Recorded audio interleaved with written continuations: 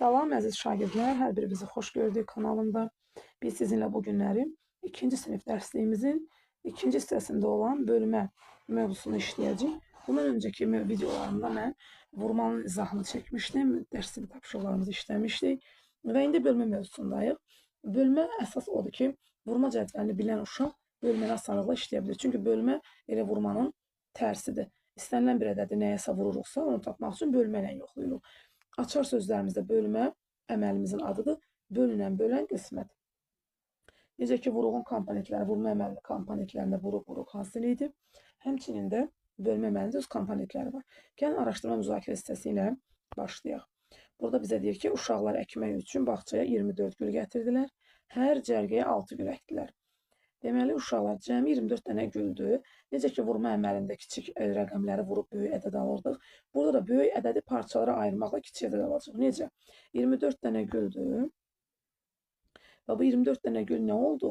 Hər cərgəyə 6 dənə əkdilər. Hər cərgəyə 6-sını əkdilərsə, mən 24-ü 6-ya böləcəm. Bölmə əməlindən istifadə edəcəm. Bu bölmə işarəsidir. Və baxacağım ki, 24-ü 6-ya böləndə, aha, mən bunu neyləyə bilərəm? Və yaxud da bunu belə də yaza bilərsiniz. Baxın, bundan əvvəl belə yazın. 6, vurma işarəsi, sonra məchul bərabərdir 24. Siz artıq bu vurmanı bilirsiniz. 6 neçəyə vursaq 24 eləyər. Təbii ki, 6-nı 4-ə vursaq 24 eləyər. Elə ona görə də 24-ü bax bu formada 6-ya bölürük və vurmanı bilənlər artıq bilir ki, 6-nı mən 4-ə vursam 24 eləyər. Ona görə də bölmənin cavabı 4 alınır. Sonra bizə deyir ki, onlar bəs əgər hər cərgə 4 gül əkmiş olsaydı, onda necə olardı? 24-ü onda mən 4-ə bölərdim, 6-ya yox. Və onda necə olacaqdı? Onda mən cavabda 6 alacaqdım. Gördük, uşaqlar yerləri dəyişdi. Bu heç bu olduğu kimi qaldı yerində. Çünki bölünən həmişə böyük olur və oradan azaldı. Elə ki, azalandan azaldırdıq. Burada da eyni qaydadır. İndi öyrənmə hissəsində uşaqlar bu tapşırıqlar üzərində işləyək, biliklərimizi möhkəmləndirək. Sətirlərin yaxud hər sətirdəki əşyaların sayını təkrar çıxma və ya bölmə əməli tapmaq olur. Baxırsınız uşaqlar, sətirlər, sütunlar 5 dənədir, sətirlər isə 3 dənədir. Daha doğrusu sətirlərin sayını biz bilmirik. Hər sətirdən sütunda da 5 dənə dairə olduğunu bilir. Baxın, təkrar çıxma ilə 5 oldu 10, burada 10, burada 5, burada 5 dənə qaldı 0. Neçə dəfə çıxdı? 15-dən 5-ə 3 dəfə çıxdı. Yəni 15-i 5-ə bölsəm, cavabım 3 alınır. Artıq burada tapıram. Ümumi əşyaların sayını yazırıq və sonra sətirlərin sayını oradan tapırıq. Hər sətirdə əşyaların sayı da 5-dir və sətrimizin sayı da 3 tapırıq. Bunun üzərində davam edəcəyik. Gəlin bələdçi hissəsinə baxaq, görək burada bizə nə deyir. Deyir ki, uşaqlar, sətirlərin və sətirdəki əşyaların sayını tapmaq üçün bölmə əməlinə aid misallar yazın. Baxırıq nümunə hissəsinə uşaqlar. Nümunədə görürsünüz ki, nə göstərir bizə? Ümumi sayı özü nə gözəl üstündə yazıb 24 dənədir. Və 24 dənə narı əvvəlcə neyini? Sütunları sayıb, 8 dənə sütundur. 24-ü bölüb 8-ə və tapıb ki, cavab üstü. Daha sonra sətir ilə sütunun yerini dəyişdirib 24-ü 3-ə bölüb 8 alır. Burada heç bir fərq olmur. Sadəcə olaraq bəzən məsələdə elə bir hal yaranır ki, sətirə sütuna diqqət etmək bizdən tələb olunur. İndi biz öz misalımıza baxırıq. Meyvələrin ümumi sayı neçədir? 20. Ona görə də birinciyə yazıram ki, 20. Burada almaların sütunlarına baxıram. 1, 2, 3, 4, 5 dənə sütundur. Deməli, 20-ni mən 5-ə bölməliyəm. Və düşünürəm ki, mən 5-in içiyə vursam 20 eləyər. Təbii ki, 4-ə vursam. Deməli, 20-ni 5-ə bölsəm 4 eləyir. Daha sonra yerini dəyişdirirəm. Uşaqlar, baxın, 20-ni 4-ə bölürəm və cavab da 5 alınır təbii ki. Çünki yerlərini dəyişəndə bölmə əməlidir ki, hər ikisi bir-birindən uzlaşırlar. Necə ki, vurmada vuruqların yerini dəyişirdik, hasil dəyişmirdi. Burada da bölənlə qismətin yerini dəyişəndə heç bir cavabda fərq alınmır. İndi baxırıq B variantına. B variantında 45 dənə çiyələyi var. Ona görə də bura birinci yazırıq ki, 45. Sonra isə baxırıq sütunlarımıza 1, 2, 3, 4, 5, 6, 7, 8, 9 dənə sütundur. Ona görə də 45-i bölürük 9-a. 45-i 9-a bura yazırıq 9. 45-i 9-a böləndə baxırıq ki, 9-u biz neçəyə vursaq 45 eləyər. Təbii ki, burada 5 olacaq. 5-i 9-a vuranda 45 eləyər. Daha sonra sütunla sətrimizin yerini dəyişdiririk. 45-i 5-ə bölürük və cavab alırıq. Neçə? 9. Keçirik növbəti səhifəmizə. Baxaq görək, burada bizim müstəqil işimiz var. Cavabı bölmə ilə tapılan uyğun misalı yazın. A variantında bizə deyir ki, 10 konfeti həriyə 2 ədəd olmağı neçə uşağa ayırmaq olar? Təkrar çıxma ilə yazmayacağım uşaqlar. Birbaşa misalını yazacağım. Onu bu bölmə yazılır göyə. Onu 2-yə bölərəm və onu 2-yə bölünür 2 eləyəcək 5. Çünki 5-i 2-yə vuranda 10 edir. Deməli, hər uşağa 2 dənə konfet paylayarsa, 5 dənə uşağa konfet düşəcək. İndi B variantına baxırıq.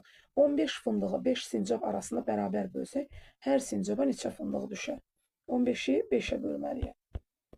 Və 15-də 5-ə bölünür neçə dəfə düşəcək? Burada onsuz görürsünüz, uşaq 1, 2, 3 sətrin də sayını verib.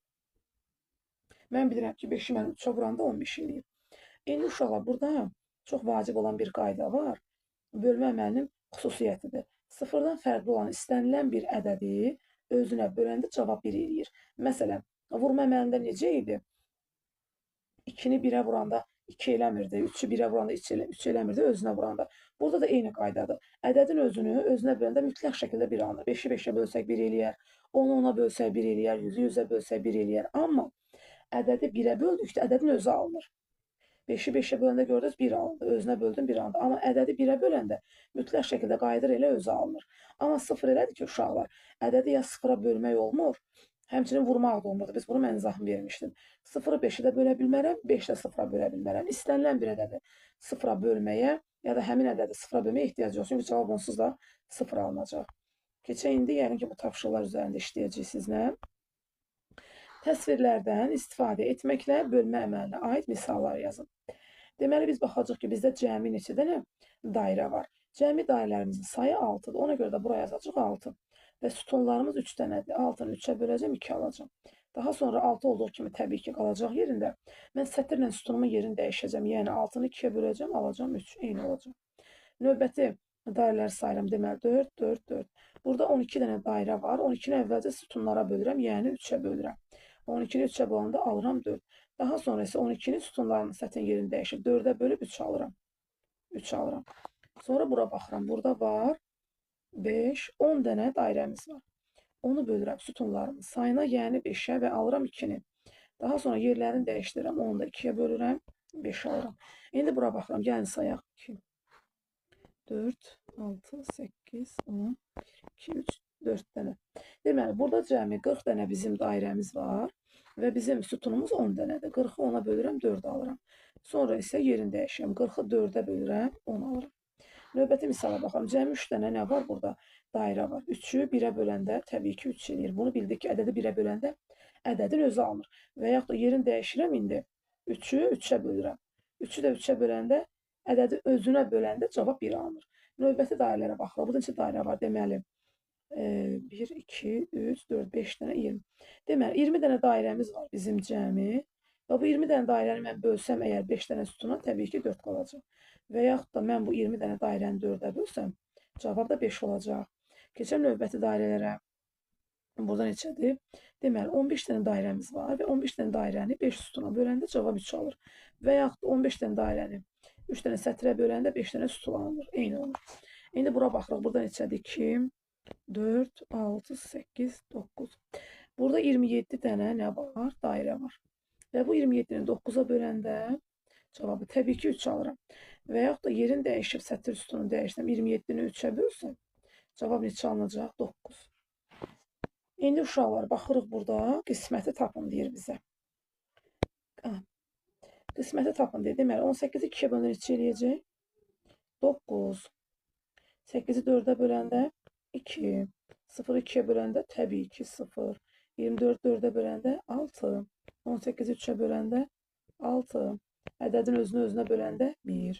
21-i 3-ə böləndə təbii ki 7. 12-i 3-ə böləndə 4. Ədədin özünü 1-ə böləndə ədədin özünü alırıq. 0-a bölmə belə bir misalı biz qəbul eləmirik. Birbaşa 0-ımızı yazırıq.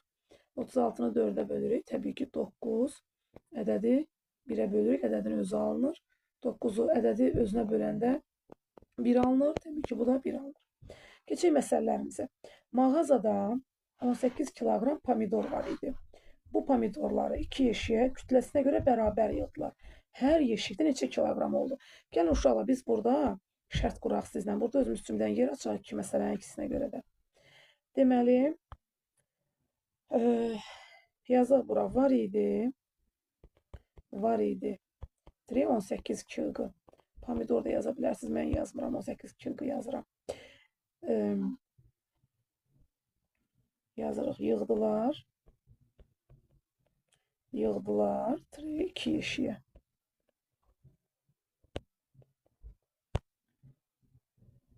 Sonra yazırıq. Ya yaza bilərik, bərabər yazmadım da qısa yazdım. Yığdılar 2 yeşiyə. Yazırıq oldu. Yəni hər birində oldu nə qədər? Sual. Və neynəməliyəm misalıma görə? 18-i bölməliyəm yeşiklərin sayına. 18-i 2-yə böləndə oldu 9 nə? 9 kiloqram pomidor. Deməli, hər yeşikdə 9 kiloqram pomidor oldu. İndi biz sizinlə növbəti məsələmizi işləyək, gəlin. Deyir ki, anar qutuda olan eyni piramidaların cəmi 1500 olduğunu müəyyən etdi. Qutuda neçə piramida var? Deməli, uşaqlar, bura necə yazaq şərtini? Eyni piramidaların cəmi 1500 var. Yazırıq ki, var 1500-ü.